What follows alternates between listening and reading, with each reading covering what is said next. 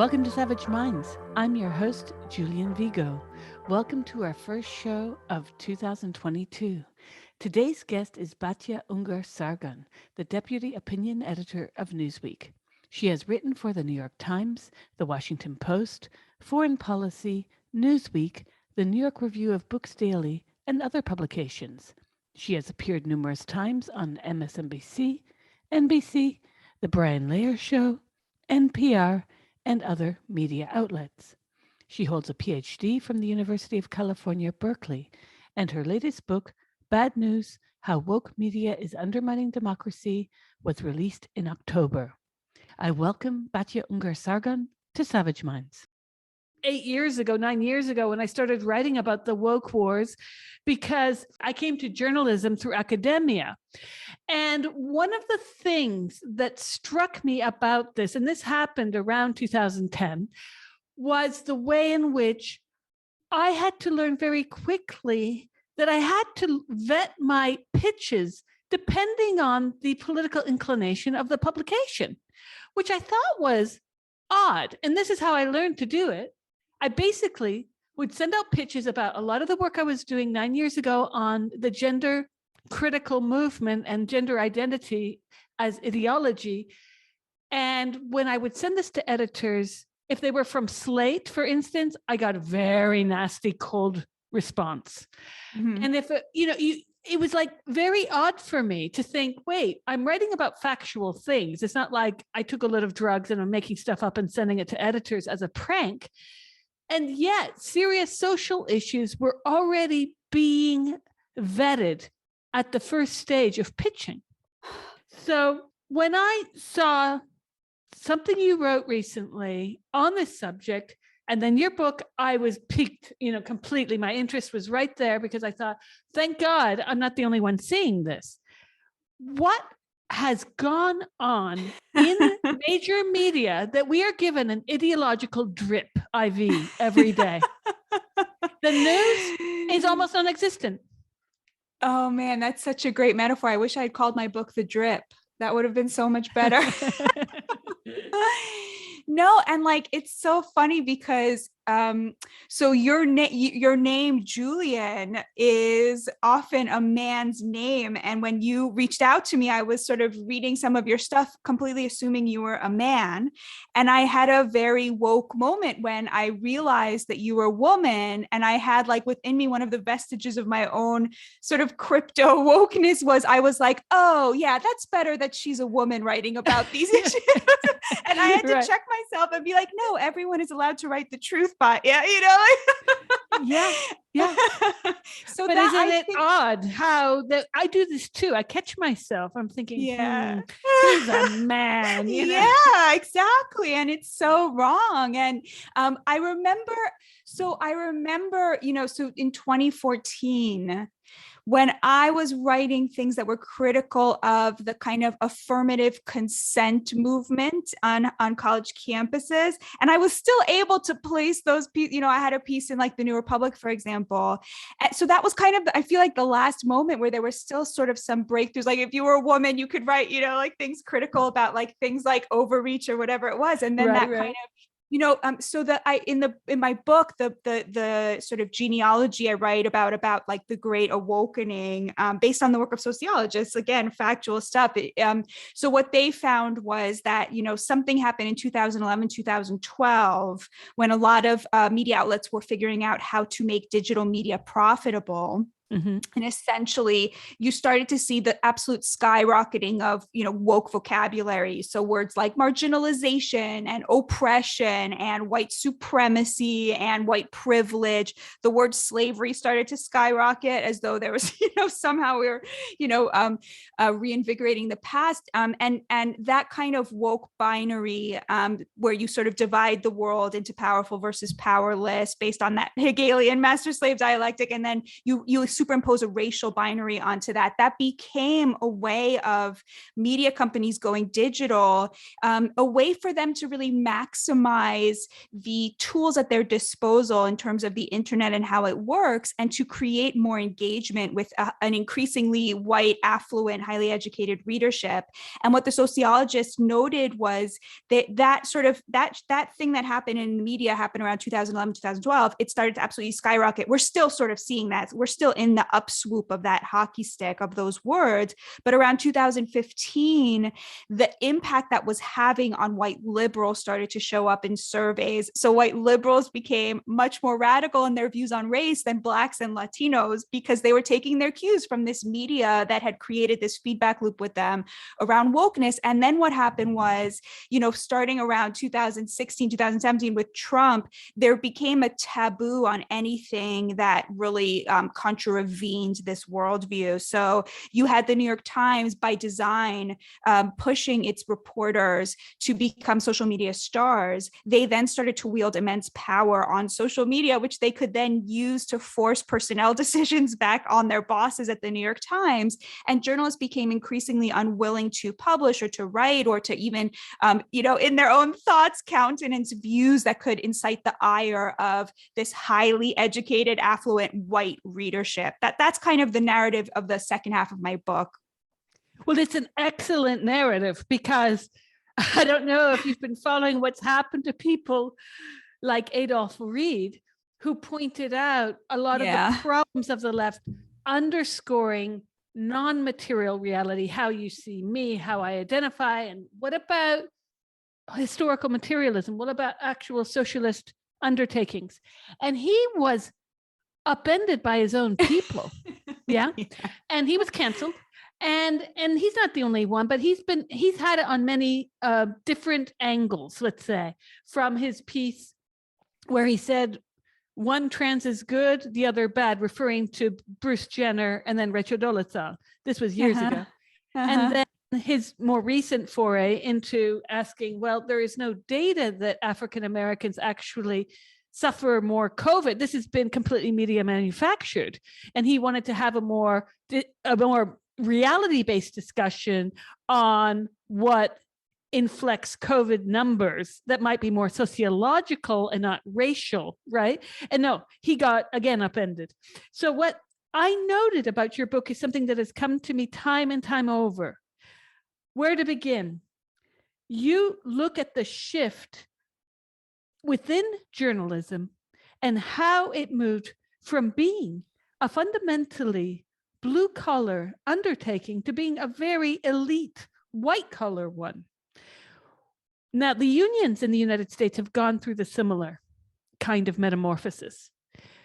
What has happened that white-collar, university-educated, and another kind of upper middle class or above wokeness has entered into these sectors, especially media? So it's funny because there still are blue collar unions, and they refer to the kind of white collar unions as desk unions, which white collar unions really hate because apparently that's considered very derogatory. So we do obviously there are still sort of the vast American working class, which is downwardly mobile, that journalists used to belong to. That they used to live among working class people. They used to live next door to electricians and linemen and factory workers, and they made maybe a little bit more money than them, but it was considered, a high working class job.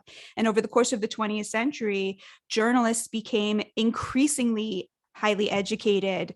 92% of journalists now have a college degree. The vast majority of them have a graduate degree, even though you can't teach journalism, right? For the majority of American history, journalists didn't go to college, and a lot of them didn't even go to high school. You can't teach someone how to be a good listener, right? You can't teach them how to question their own biases, and certainly American universities are not teaching that, right? So despite this, so why are they so highly educated? Because it's become a high status job. It's become a job where you can become famous, which is something that, meritocratic elites really love. above. And over the last 20 years, especially, they've become affluent. And that is something that I think nobody foresaw happening, which was the ways in which the knowledge industry jobs would become very, very well rewarded jobs. That's very new. So even 20 years ago, 30 years ago, journalists were very highly educated, but they still weren't, living next door to corporate lawyers and making just a little bit less than them. So that shift happened very recently. And as journalists sort of, stopped being working class, as they underwent this status revolution, became highly educated and affluent and part of the top 10%, they really abandoned the working class and started to cater to each other and write for each other. But this is something that's happened in the Democratic Party more broadly, where you really see them sort of, they're new, but it used to be they were the party of labor. Now they are the party of, highly educated liberals. And Thomas Piketty, the French economist, has shown that this is happening not just in America, but really across the developed world, where you see left-leaning parties that used to be on the side of labor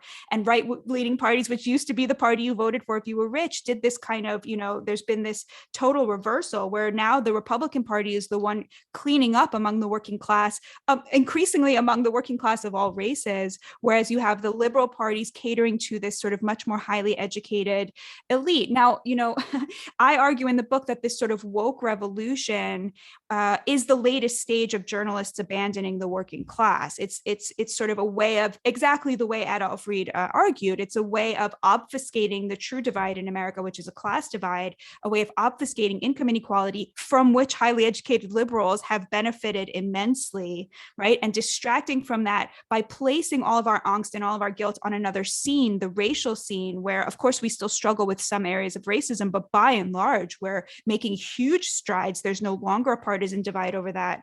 So you relocate the struggle to a place that's symbolic in nature and not reflective of reality. Now, I think you and I may disagree about how much goodwill is in that category error. I tend to think that while it is totally true that they are lining their pockets with the proceeds of making this category error, it still stems from a place of, of goodwill. Like people, we do still struggle with racism, and it is very hard to be an affluent white person. You see, police killing.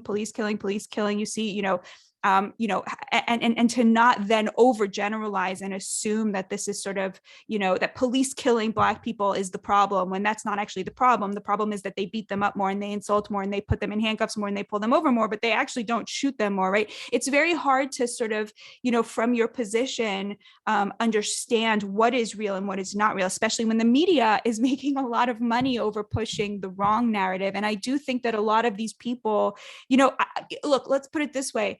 I don't think the woke revolution would have happened if it wasn't economically beneficial to highly educated liberals, but I do think that they really believe that they are sort of bending the moral arc of history towards justice when they engage in this stuff. But what do you think about that? Where do you fall on that question? It's interesting. I have been underwhelmed since WMD by the media. We have had Judith Miller lied in her piece, which ended up being recycled by Condoleezza Rice and Colin Powell and George W. Bush into a war. Since that happened, I've always wondered why there was no investigation. Since when is the Pentagon or the White House taking cues from a New York Times reporter? I mean, we know that journalists have lied in the past. She could have made it all up. Well, guess what? A lot of it was made up. Now, I skipped to this past summer, the infamous Y-Spot incident, where the media stoked that by not reporting accurately what happened. So LA County is out tens of thousands, if not hundreds of thousands of dollars in policing what were several weeks of protests because the media chose to lie. And I wrote about this. I covered this really after weeks of seeing that no one was covering. I thought someone will, because I try to stay away from this issue because it boils my blood. Then I went ahead, I looked at the video that was shot at the Y Spa, and then I saw there was a lawyer who said, I shot the video of the person shooting the video. You can't, as Slate's Evan Urquhart maintained that this was a fake video. So did Patricia Arquette, so did The Guardian's Lois Beckett and Sam Levin. You had major papers and a Hollywood star running around saying it's fake. Wait, in the same thread, as this woman's video showing what happened is this lawyer who shot her shooting the video. You can't fake that. There's just no way. So it's like that Monty Python sketch. You remember when John Cleese is like, wait a minute, if you're the camera crew who were filming us, who's filming us now? Well, pretty much. I mean, it's nuts that no major paper went. So I wrote a piece up. This was on the date of this is September 8th. So many weeks after the incident took place, I went and I interviewed the lawyer who shot the video, everything on board. I fact checked everything he said as well, by the way. We don't do fact checking anymore. Now it's Guardian columnists outraged that women in a spa didn't want a sexual predator, as it came to be revealed, in their private space, even if he wasn't a sexual predator. I'm sure you know what's happening on the other side of the pond. Women have been pushing back. I was one of them. I was based in London for many years, pushing back on an ideology that's very akin to what you look at as well in your book when we're talking about woke media. Part of this, like The Guardian, that received $250,000 from the Open Society Foundation, specifically earmarked for gender identity. So we see that there is a very strange set of bedfellows between media and the very people they're supposed to be reporting on, such as big tech, big business, right? Yeah. And what are the responses to this? Because between major media pulling this, social media becoming this very odd echo chamber, you can't write too much on Twitter. Facebook is limited to a select group of people that you allow to see you. And it seems that when Trump was going on about fake news, what the Democrats hated to hear, he was right. And who would I have ever thought to say, that he was right? But as you point out in your book, Trump wasn't the first one pointing out fake news, and we've had this for years. But as I mentioned initially, the fact I have to vet my pitches, and I know now I can no longer pitch gender identity to Slate unless I'm saying I'm going to write about a trans woman who's very brave. If I don't begin my pitch like that, forget it. And I have a problem with the way in which these identity politics have become harnessed within newsrooms and within, like, the NUJ in the UK, National Union of Journalists, made a memorandum instructing all of us how to refer to trans-identified men or women. And I'm thinking, wait a sec, they're instructing us ideologically with something that has actually not even agreed to yet in law or in science. Yeah, it's, to me, this is all about class at the end of the day. Like, it's about taking the views, the sort of commonsensical views of working class people and making them taboo as a way of sort of deplatforming them and trying to rob them of symbolic and also electoral power. And you see this both with race and with gender and with a host of other issues where this very academic language overnight becomes not just the norm, but if you're on the other side of it, you become untouchable in a way. And I think it's not an accident that the views that are becoming untouchable are the views that are, shared by 99% of working class people, 80% of middle class people. You take a view that's commonsensical, like the idea that we should all be striving for a colorblind society. And an idea that was not the norm in many sectors of America, tragically, for much of our history, right? And then the moment that becomes the idea that every yokel, in flyover country, everyone in the South is now suddenly like, damn, that is the thing we all need to be striving for. The minute that becomes, the idea that every working class person is finally on board with and like, oh yeah, you're right, that is, that's what God wants from us. that you make it taboo and you turn that into racism. You start saying that's a racist view. It's a way of silencing people who don't go to fancy universities where they learn a whole bunch of critical race theory malarkey, or a whole bunch of, deconstruction or postmodernism, where they don't read Foucault and they don't read Derrida, and they don't know that like that postmodernist reversal is the key to everything, right? It's just so that to me, whenever I see them pushing a very counterintuitive idea as not just a new norm, but as the price of entry, right, to having your voice heard, that's where you see that, and then they'll say like, why are you, this is culture war issues. No, this is not culture war issues. This is class warfare dressed up as culture war issues, right? It's obfuscating class completely. All of the preoccupation that the media lends towards racism here and there, or gender identity here and there, and the outrage movements, the less that we're focusing on the homeless outside the train station. Well, absolutely. And Michael Schellenberger has done amazing work to show how, when you have a problem like a homelessness problem, where you have homeless people making encampments in public spaces, right, where they're literally stealing parks from poor children, right, who have nowhere else to go to play in greenery. And you look at what side, liberals are falling on this issue. You could so easily imagine a world in which the left position is to side with the poor children, right? And instead you see them siding with, people setting up essentially little drug cities in public spaces. You saw the same thing with the lockdowns and with the teachers unions, right? You could so easily imagine a world in which the lefty position was to say, how dare you stay home and deprive the poorest, most vulnerable children of an education? It's the only thing we're offering them as a pathway out of poverty. How dare you exacerbate that? Get back in those classrooms.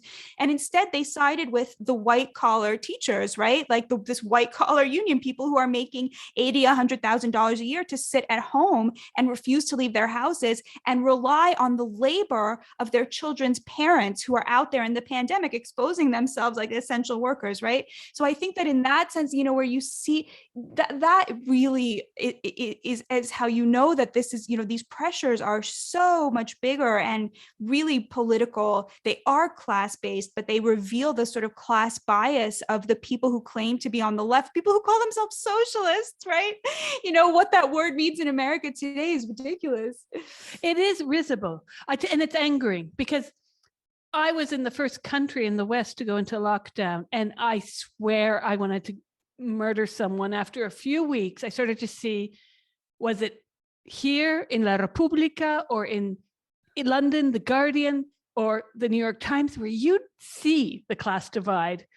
10 things to do with your kids while homeschooling. Right. What in the fuck? Who made this law? I've yelled at the government recently. I had a wipeout the other week, and I printed it all up on my Facebook wall because I thought I'm having a nervous breakdown. What's happened in Italy is the same that's happened in the US, the same that's happened in the UK or Ireland or Spain. Basically, the class of people that does child rearing, we can't say it without getting kicked off of Twitter, but since this is Savage Minds podcast, I can say women. They are the ones that had to get their careers on the second back burner. Yeah. And even here in Italy, loads of women have not been able to go back to work. They brought in these ridiculous bonus babysitter here. They use the words in English, it drives me mental. And the reason why they did that is to make it look like they were doing something. Who can afford €800 a month to pay a babysitter, or 1,200 or more? No one who is not middle or upper middle class. You basically were given these crumbs by the government, which set it onto a sure path that anyone who was middle class or poor, the women would have to give up their work. And that's pretty much what's happened. Again, pitch that to the Guardian last year, and no, it will look like we're not pro-lockdown. This is what I got from every response, by the way. It was always, if we talk about mental health, it'll look like we're not pro-lockdown. Wait a sec. So the leftist publications, Batya, are the very ones that were pushing lockdown, giving this voice to the people who thought lockdown was a good idea. And then, as you say, it's the working class schmoes, Deliveroo people, These are the people that were expected to get out and work. And where was the applause for them? I know. And then the court cases also that have come through about the rights of people driving cars for Uber, et cetera. We know those stories and how they've differed between the LA court decision last year, I believe, and then the many ones in the UK. So we're talking about, and I'll add to this. I know the head of the Royal College of Psychiatry, and I wrote him recently because I wanted to have him on the show about something he worked on years ago. But the discussion flowed towards trauma. His present specialty is post-traumatic stress disorder. And I said, are there any psychiatrists working on the stress that we have felt from this lockdown? And he said, well, it's not PTSD. And I said, well, I don't know what it is, but crazy is a word I'd use to mix up in there, because this has been the most stressful thing I've ever lived through in my life. And I've lived in war-torn areas. I have been shot at by the Contras. I have lived through Sendero Luminoso and Tupac Amaru County in Peru. So I don't think we can minimalize. And what I've seen happening, it's not just in media, by the way, a lot of institutions have been set on this course to moderate everything and make everything seem okay, no matter what the choice. No one's allowed to like scream at the camera and just have a fit and say what's going on, unless, of course, they're in Fox News.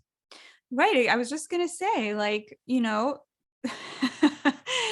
the conservative media in America is playing a very important role because it is produced by and large for working class Americans, for people without a college degree. And as such, that is its orientation. And, people at the New York Times love to write op-eds like, Fox News ate my mother's brain or whatever it is. That was like actually a headline from a New York Times reporter. But at the end of the day, Fox News is it's not making working class people conservative. It's conservative because it's catering to the working class. And it was astounding, to see them throughout the pandemic, taking the side of workers, taking the side of essential workers, working class people. Every week they feature small businesses that are struggling. They get them, hundreds of thousands of orders just by putting their faces up there, and they interview them about what it's like. You'll never see that on CNN. And it's just very, I can't help but think, and I'm curious what you think about this, that if Trump had won in 2020, our entire perspective on, all of these things would have been very, very different, on the vaccines, on the, on the mask mandates, et cetera. And even further than that, if Clinton had won in 2016, wouldn't it have been the exact reverse, that the liberals would have been on the side of, look, let's keep the economy going, right? Like, let's not make the president look bad. Like, let's celebrate, Operation Warp Speed, and it would have been the conservatives that would have been on the side of, hysteria around things. I mean, everything has gotten so politicized because of the media, when the truth is you go out there, you meet people in the streets, and like everybody's pretty much on the same page. If you're not in that top 10% of like liberal political elites, chattering classes, knowledge industry jobs, the pajama class, as Carol Markowitz so aptly put it, people who can sit at home and in their pajamas and type on their computers, and rely on the backbreaking labor of essential workers who are out there in the pandemic. Everybody else is really just pretty much on the same page. And that's what the media can't report, because their entire business model is based on, reporting on division. You're listening to Savage Minds, and we hope you're enjoying the show. Please consider subscribing. We don't accept any money from corporate or commercial sponsors, and we depend upon listeners and readers just like you. Now, back to our show. I don't know if you read Matt Taibbi's Hate Inc., but he looks at how major media creates clicks, gains subscriptions by feeding this frenzy of anger and hatred. And when I read this, I thought, well, yeah, absolutely. This is part of, again, going back to the outrage over you misgendered him. So, and all those videos that you seen being shared on Twitter. And it's like, wait, we're paying our attention to a man in a dress who's burgled a shop, and the focus that the media is taking from this is the clerk being robbed misgendered him or something. I mean, it's that so crazy. And I'm thinking, wait a sec, am I a leftist or am I crazy? Like, I have days where I have to ask myself this, because skip back to post invasion of Iraq and Afghanistan, the one person I could not stand to see was Tucker Carlson. And now he makes my heart beat. I know it's crazy, but he He's asking the questions that other media are not. And so I get very angry at leftist media. Why have they failed to do this? Is this just because they're selling out to clicks? Is that it? Well, okay, let's take something like crime, right? Something that disproportionately impacts, if not almost exclusively impacts, poor people of color in America, especially the Black community, right? Poor Black Americans, like the people we have abandoned over and over, the American descendants of slaves, who still suffer from, poor Black people still suffer from whatever vestiges of institutional racism and state-sponsored racism exist, and who, we owe a huge debt based on our history. I support reparations. So these communities are being plagued by crime right now. There is an absolute skyrocketing of murder. Over 100 Black children were killed last year. 100 Black children shot because they were poor and Black, essentially, and living in these neighborhoods. And you will not ever read their names in the liberal press. This is not an issue for leftists because the crime is happening in liberal cities and Democratic run cities. And there's essentially an effective taboo on covering the victims of these crimes, who are the people who we owe the most to. And it's risible, like you say. Who's covering it? You turn on Fox News every day this week. They had a feature on the rising crime. Now, of course, I'm not saying they're doing that from, the goodness of their hearts. They love it because, they can indict the Democrats for their, terrible governance, right? And for things like defund the police, a police pullback. Like, why is a police officer going to put his life at risk when everybody hates him? There's like all sorts of great culture war stuff there for them to chew on. They don't approach it the way I do, which is just with an absolute boiling rage that we have abandoned these children, that we have abandoned these communities again and again and again. And despite all of the Black Lives Matter banners all over Park Slope, not a single person there knows about this or cares about what's happening to their neighbors, a 10-minute drive away from them, from their effectively gated community. That to me is just another example. So why is the liberal media not covering crime? And I think it's because it embarrasses their readers. Their readers don't want to read about it because of the race of most of the perpetrators. And because it embarrasses them, they are sentencing these children. They would rather sentence these children to live with bullets flying past their homes, where they can't walk to school without passing through gang territory, than read about something that embarrasses their liberal pieties. And to me, that is just, the taboo on covering crime is just, it is so inexcusable. It is so inexcusable, and it is so immoral. And it just, to me, reveals, what is very obvious to Black people in America, which is that this whole woke movement is a way of further abandoning them, not of catering to them and giving them the things that they actually need. It's a way of saying, we need a Black person to be leading, the Fed, as opposed to saying we need Black children to be safe from flying bullets. And I think it does get back to, the meritocracy at the end of the day, which is a way of saying, like, we must protect the brilliant and the talented and make sure that we get every single person of color into the elites, which is a noble goal. We must. That is absolutely, every Einstein who's living in an inner city, needs to be rescued and, sent to Harvard and have the chance to excel. But the meritocracy begs the question, fundamentally, what about everybody else? And to meritocratic liberal white elites, they are the people who were rescued, a generation ago, right? Who saved themselves from middle America, from working class jobs, and were able to rise. And they, to them, that is the success. That is the American dream. It's not the idea that we live in a more just and equitable society. It's the idea that people who are smart and talented, people who are brilliant and beautiful, like AOC, manage to get out of working class life and into a job where you're going to make $200,000 starting salary, right? So I think that there's a sort of the when you think about things like that, like at the end of the day, you really see how this is about class. It's not about politics. It's not really about race. It's about class. I completely agree with you. But what has really gotten me down over the past 9 years is to see how the media has dug in. The Guardian, you will be hard pressed to find any kind of real article there about the poor. I'll give you an example. About 7 years ago, I was living in the center of London and I was reading a piece. I cackled out loud in a cafe. It was about one of their writers was going to live on no money for a year, except, and her list of accepts, one of the first accepts was her life insurance. And Oh my I laughed God. until I cried because that says it all. I mean, Totally. I would have had more respect for her if she said, I'm never going to have life insurance. I'm going to live like the rest of you schmucks. But no. Now, the same kind of ethos, and, I didn't want to avoid your question earlier, but when you asked me what I think about this, the way in which these ideologies, anti-racism, gender, et cetera, has had an effect within the managerial class, let's say, to use Reid's terminology, I don't know if they're doing it in good faith. See, you said you thought so, and I'll tell you why I don't think so. And this is a hard thing for me to say but I think it's a necessary thing to say. I don't think we can any longer claim and make that claim that people voting for Brexit were racists. That was what was touted about by the Independent and the Guardian. Yes. But it doesn't. Polls reveal a very different story.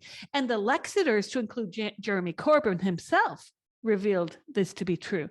There were very many good left and right reasons for leaving Britain. I won't go into it here, but I was guilty of that. I wrote a piece where I basically equated a vote for Brexit with racism. I regret that piece because in reading after, one of my friends, Magdalene Burns, said you should read the Lexit arguments. I started to read them and I was like, okay, I see your points. So I think that we are very quick on the left to read racism into things where there are no incidents of racism. And that goes back to this issue of where you talk about the blue-collar trade of journalism becoming an elite profession. That is true in so many sectors, to include even academia, where you see fewer and fewer people in academia of working class backgrounds. But the idea that racism is something that people who watch Fox News do and not people who read the good New York Times do, that is wrong. I think that what we're seeing when we scratch the surface of these narratives is another type of racism. And I think there's something effectively very racist about someone saying that having a statue of Robert E. Lee up is a racist example. No. Who is that helping to have it taken down or to put up? And who are the people being covered in that 5-minute news slot? There are careers being made, like Robin DiAngelo, of clearing out the office space from bad racists. Wait a sec, these are purity spirals. And this, I don't think that this should be the job of business, private or public, of government, of various forms of institutions in the NGO sector to start purifying their cadre.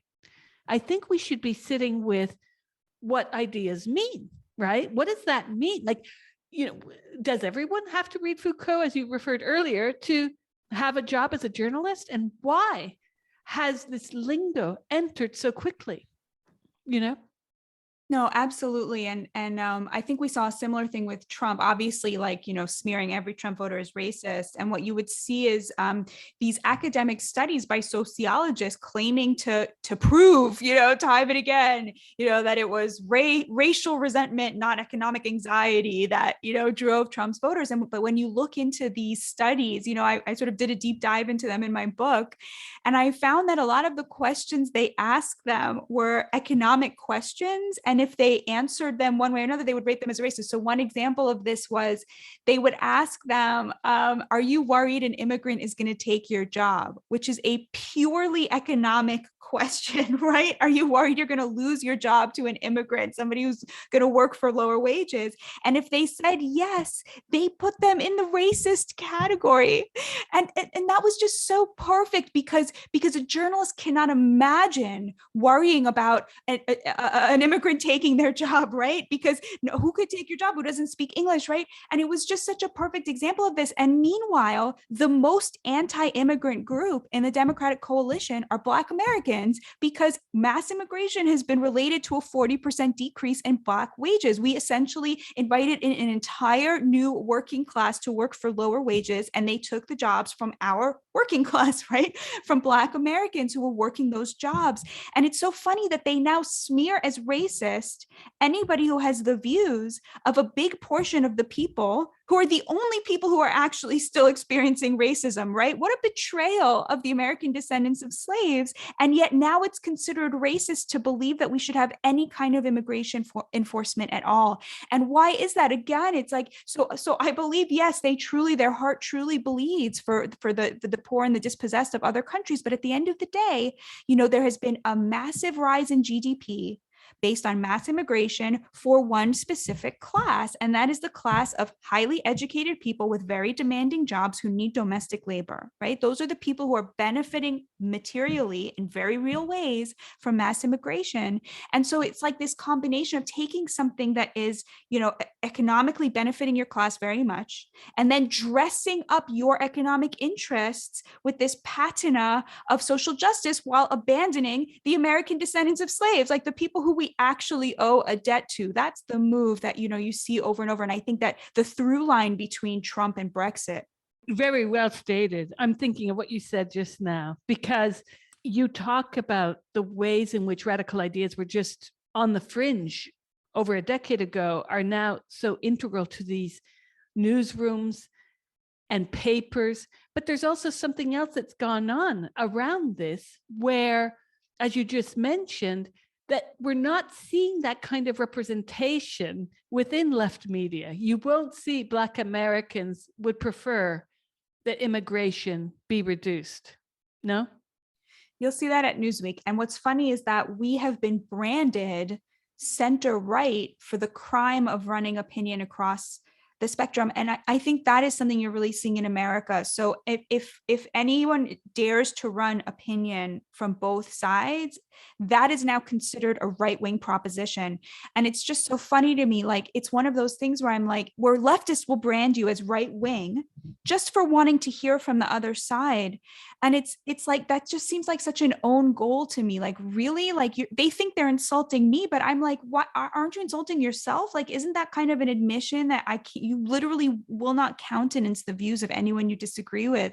And it's so funny as well. Like, if you say that wokeness is a smokescreen for class, they'll say that's a conservative talking point. And I can't help but feel like, wait a minute, you're saying that to care about inequality and a class divide is a right-wing proposition, and you think I'm losing out by that and you're winning? Like, that's a win for the left to brand caring about inequality as the thing the other side does. Like, that is essentially to seed that's to seed, right? That's to essentially call the game for the other side. Like, you're really going to say now only conservatives care about inequality? Is that really where the left wants to go? But that's really what you see over and over, and I agree with you about Tucker. He's the only person talking about class, and for the crime of talking about class, and of course, he's he can be mean. I will, but that is sort of, there's anyone who talks about class, Josh Hawley, right? Anybody who is clearly going all in on a class-based vision will get branded as some sort of, domestic terrorist. And I mean, I'm overstating a little bit, of course, but so many of these things that they call culture war issues are actually about class. I'll just give you another example. The median income for a Black family where the couple is married is $90,000, and $90,000 a year. Being married is totally correlated with having a much higher income in America. That's just a fact. So, that economists have noted. And it's so funny because that's an economic fact, right? That being married you will improve the outcomes of your children, and not being married, you will create downward mobility for your children. Now, you could imagine a world in which the left read that and thought, my God, like, the number one thing we can do to improve the lot of the poor in the working class is to encourage marriage, is to create a fertile ground where people understand that, marriage is going to be rewarded, socially, because it is so rewarded economically, right? We can so easily imagine a world in which that was a left-wing concern, but instead what they push is, of course, all of this gender identity stuff. It infects things like union speak, to where you have conservative working class people who really need those unions and who really need to get married being pushed out of unions because they can't stomach all of this language policing, right? This is something that I've reported on. And they need that marriage, they need that union, they need the better wages, and instead they'd rather vote for, right to work laws that penalize them because they can't handle the language policing. And that language policing, it's not a culture war thing, it's actually around issues that are sort of, making ideas like the sanctity of marriage into a taboo, right? Into something that you don't talk about in polite society, which is going to have an economic impact on their lots. And I think that's, again, something that you're seeing, which is, highly educated liberals who, by the way, are all married, right? They are all married and reaping the benefits of that, are pushing the idea that to talk about marriage is somehow retrograde and evil and bad and homophobic and transphobic and racist and whatever, when actually that is something that could really help people who we have abandoned, who we owe that help to, right? So it's just, to me, so much of what gets, cast as cultural issues is about class at the end of the day. It's about this class divide where, the people who have benefited from the class divide are the people who used to be on the side of the bottom, they used to be the side of the working class, and are now on their own side, essentially. Well said. I tell you, it is refreshing to hear. No, but I really have days that I think I'm insane, because this lockdown has been very hard on me and my family. It has also been hard to witness the complete abandon of the left. I was seeing it within the gender identity wars I've been covering since 2012. I saw how people would persona non grata women from their social circles in London. Women were kicked off of Labour parties. They were kicked out of other political parties. They were not allowed to say that women deserve their own spaces without being called a transphobe. Now, I thought that was really out there. But now, during this lockdown era, and seeing the pushback that people of the working class have given, and seeing the back that has been turned to them by so-called leftist papers, I've been outraged. I have been like, I curse some days, and I tell my wife even, I'm like, there is no left and right left. I don't think we can actually talk about left and right anymore, because it's that bad. Now, I'm all happy to abandon the dichotomy and to go to specific issues. And I've told people this. I think we should start abandoning political parties in terms of how we speak about things. And let's talk about how we feel about issue 1, 2, 3, 4. So should people be forced to sleep outside a Greyhound bus station because they're poor?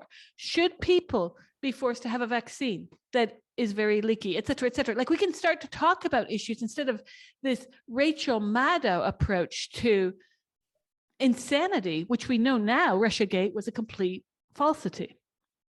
So I'm very outraged by the fact that the left media isn't even coming back to say, we got this wrong. Well, the New York Times did a little bit. They had to doctor one of their articles when the Russiagate information came out a few weeks ago. But we're not seeing this full apologia come out saying, we got weapons of mass destruction wrong, we got Russiagate wrong, et cetera, et cetera. Even the Biden laptop issue, how that was handled. And I wonder, are people's faiths in the media completely blown now? Is this why we're seeing the rise of smaller media and people going to Glenn Greenwald and Matt Taibbi, for instance, for their news? I think trust in the media is at an all-time low. I don't think this has been shown, with surveys. I'll give you another example that ties into something you brought up, which is the Kyle Rittenhouse case. The media really went out of its way to try to give the impression that he had killed Black people, and they did this by repeating over and over and over that phrase, Kyle Rittenhouse, who shot 3 people and killed 2 at a Black Lives Matter protest, right? So erasing the fact that it was a violent riot, erasing the history of his 3 attackers, the 2 of whom he shot. One was a convicted pedophile who had served 10 years in prison for raping boys, right? The second of whom was a domestic abuser, and the third of whom had punched his grandmother, right? And you could so easily imagine a world in which the media looked at this and said, wow, it's probably not an accident that the 3 people who attacked him were white people who had a habit of preying on the vulnerable people in their lives, right? But no, so they buried this history. You had Joy Reid sitting there saying, in this tearful voice, let us remember Rittenhouse's victims, Joseph Rosenbaum, right? The pedophile, right? And it was insane. And so they try to give this impression. There was actually a British paper that actually came out and said, Kyle Rittenhouse, who shot 3 Black people, but most of them, they didn't go that far, but they really did go out of their way to hide the fact that these 3 had attacked him, that they all had these horrible histories of attacking very vulnerable people, pedophile, right? How did we become the side, that's mournfully reading out the name of a pedophile? I'm not saying that pedophiles deserve to be shot on site, but again, you can imagine a world in which this kid who turns out to support Black Lives Matter and who turns out to think that he should use his platform to make sure that young Black men who don't get fair shakes in the criminal justice system will get the fair shakes that he got, that he became somebody that we could all admit has something that we should that at least that we don't have to smear as white supremacy absent any evidence. So I totally agree with you that there's been, so what do people do with that? Now, I have to tell you, I have talked to so many liberals, so many left-wing people who really believe that he killed Black people and really did not know, despite knowing about the trial, knowing the trial was ongoing, but somehow managed, by osmosis to get this wrong impression. And then when you say to them, okay, what are you going to do with this information I just gave you? He shot and killed a white pedophile and a white domestic domestic abuser. What are you going to do with this information? They don't say oh my God, I'm never going to accept, immediate information again. When you talk to the white liberals for whom this kind of media is produced, they have some sort of they excuse the media. They say, oh, well, I wasn't following it that closely. That's what they say, right? I wasn't following it that closely, which is a way of defending the media that is produced for them. I've never had somebody say to me, my God, I'm really going to be suspicious of what I read in the New York Times from now on and make sure that I'm right. There's this sort of implicit defense, whereas everybody else, everyone who's not in that class, 80% of Americans, now I think trust in the media is down, for Republicans, it's, in the toilet. I think it's in the single digits. For Americans, by and large, it's at 30% or something like that. Of course, for Democrats, it's much higher because, which tells you a lot about, who the media is being produced for. So I feel like that mass consumer boycott is a good thing. I really believe that we consume too much news. I think that our country right now, especially the people in power, they only value intelligence, talent, information, people with, these fancy schmancy degrees where you don't learn anything real that you could actually use, so the fact that that we've been in this state of reading so much news and consuming so much news, I think that's really bad. I think we've replaced spirituality and community with information. And the more we boycott the news, the better. That's an interesting approach. I was speaking to someone recently on the show who, similar to myself, is more, she identifies at least as agnostic or atheist and sees a need for religion, despite the fact that she's supposed to have said that. And I've come to a similar conclusion, although I'm very private about my beliefs, but still I see the need to start to not only discuss room for religions. I mean, we do have room made for religion if you're into crystals and do something that's not involving Jesus, let's say, then that's okay. But there seems to be this slant towards people who are deeply religious in the West today. And now I think it was 2 weeks ago, we got the news that less than half the country is going to church on a regular basis, which was surprising for me to learn.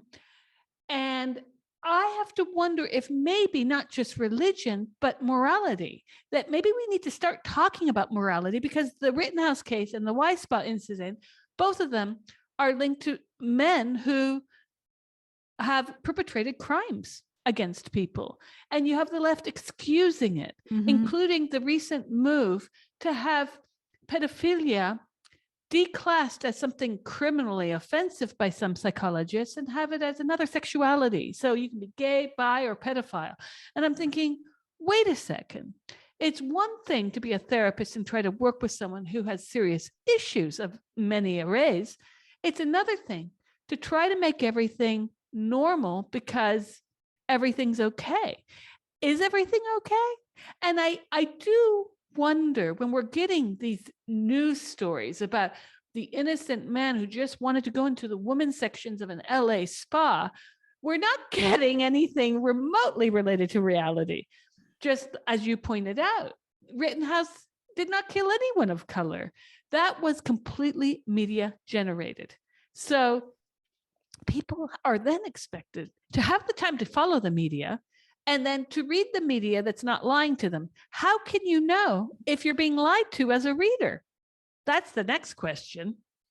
Yeah, I totally agree with you. I think we've replaced a worldview based on right versus wrong with a worldview based on powerful versus powerless. And then we've superimposed a racial binary and then now like a gender identity onto that. So if you're from a protected category, if you're a Black person, if you're a trans person, you literally can do no wrong, right? Like if you do something wrong, if you attack somebody, if you rape a girl in a bathroom, if you steal, if you shoot somebody, the left will come to your defense and defend you based on your identity. Of course, ignoring, the identity of your victims, right? No, so I totally agree with you. And I think that that's just going to, I hope we're going to start to see some sort of correction to that, because it's a disaster. I mean, we're going backwards as a civilization. Although I do think, again, this is very much an elite phenomenon. So middle class people don't think like this, working class people don't think like this, religious people don't think like this, and yeah. Well, you mentioned in your book that there was a conterminous shift at the time when news was trying to figure out how can we make money from online readership. And one of the coincidental actions that happened historically was the rise of the internet and then the implosion of local and the folding of local newspapers. Is it time to bring back local news? And is it time to bring back news? And I'm talking about the kind of news. We started running a series called Disappearing Acts on Savage Minds, where we're running, it's dry, but these are factually based news items. And it's surprising to see that the readership for the factual based news items is lower than our op-ed pieces. I think we've become too comfortable with not only taking news as op-ed, but not caring so much about the facts, but caring about a strong opinion that's feeding us those facts. The period in my book that I think of as sort of the golden age of American journalism, it was very opinionated. It was very partisan. It was just partisan on behalf of the masses. So I'm not sure that I sort of feel like that partisan media is necessarily the end of the world as long as everybody is represented. I think the problem with our media today is that it's partisan on behalf of the elites. So you have all of the liberal media is partisan on behalf of the top 10% of liberals, and then conservative media, which caters to the working class, but from an economic point of view, it's very much catering to the top 5% of conservatives. And we have nobody representing 90% of Americans. If there was like a public that was partisan on behalf of the working class, I can't imagine like that any of us would have a problem with that. Like there would be nothing sort of inherently immoral with that. Especially if there were, like there was this time in New York in the 1920s where there were so many communist newspapers that you could be a communist and have 4 communist newspapers that you would never dream of opening, because you had your one that you read. And like, so that's obviously like, there's something really appealing about that. Like everybody is represented, everybody has a choice. So I'm not sure that like, I feel, to me, I feel like the answer is not like more news, or the news should be better. Like these news organizations, they're running themselves into the ground from a moral point of view, although they're making a lot of money doing so. So that's why I don't really believe there's, I'm not foreseeing some sort of huge correction from the New York Times. The New York Times used to pride itself on having Democratic and Republican readers, and now 93% of its readership, 91% of its readership is Democratic. And like that doesn't happen by accident, right? Like that's very much by design, and they're making money doing that. So I don't see any correction in that, but I don't know that the answer is more news, more publications. Like a lot of people are like, yeah, let's bring back local news. I feel like the answer is less news or no news, or, there's nothing that you can get from the internet that you can't get. But, you want to know if there's a lockdown on, like, walk down to the corner store and like talk to the grocery owner and the people stocking the shelves. Like you'll get all the information you need. Like, I don't know that we need to know everything that's happening. Like, do we really, like, in some ways I totally believe that if George Floyd's murder hadn't been filmed, we wouldn't have seen justice, right? Derek Chauvin wouldn't have gone to prison. Like that's a really good thing that happened. And that happened, it wasn't just that it was filmed, it was that it got the national attention that it deserved. It was on the homepage of every publication. Like that's obviously a good thing. There are good things that come from the nationalization of the news, that come from Twitter, that come from the outrage of activists, right? Like that is a good thing that came from that. Same with Ahmaud Arbery, right? That boy was lynched, and his lynchers are now going to go to prison for the rest of their lives because it was filmed and because there was outrage about it and because of the Black Lives Matter movement. And like those are really important things to have happened. At the same time, it's like, there are also very negative side effects to the pressures that led to those really important success stories. And I don't know that like replicating them on a smaller scale is the answer. Like I think that like I said, I think we all consume too much news, and the answer is to go back to church and to go back to synagogue and to volunteer and to become, an active member of your community, and to widen and broaden our view of what news is. It's the stuff that's happening all around you, and you have access to that very easily. No, I hear you. There's a lot of people. I guess there's a problem. I view it as a crisis in our society that was before lockdown. One theorist I had on the show 2 weeks ago suggested that, in fact, lockdown has worked perfectly because reports were coming out prior to lockdown where in the UK, they had to create a ministry of loneliness. People were so lonely. Why are they lonely? People are spending way too much time online and not enough time speaking to their local grocer, speaking to their friends in real life, not making plans to. We've become bunkered down in internet land. And I do think the way we take news is far too linked to the internet in a way I would like to see papers return, really. And I know there's an ecological side of that, but I think the human side is more important than the ecological side. There must be a way of balancing that. Mm-hmm. And you're right. Do we really need to know everything? Isn't it interesting that after lockdown started, everyone became an epidemiologist? Yeah. And I just started to get really annoyed by that. I'm like, well, I don't want to have an opinion until I've read enough and heard enough to speak on the subject. I don't need your Twitter firestorm of having not slept and drunk 50 cups of coffee about what you think. Right. Because even lockdown has been brought to us by media scaremongering often. You see this with around the latest variant, when in fact, this morning, Sky News opened showing that with the new variant, hospitalizations are down 54%. Yep, it's depressing. I have a very good friend who's an ICU nurse, and she has a disabled daughter, and she's written an op-ed for us about how schools are closing again and she just can't get over it. Like everyone's acting like it's March 2020. And she was like, trust me, I know what March 2020 was like. We now know so much more about the virus. We know that the new variant is not as dangerous as the others. And we know how dangerous closing schools is for the future of our children.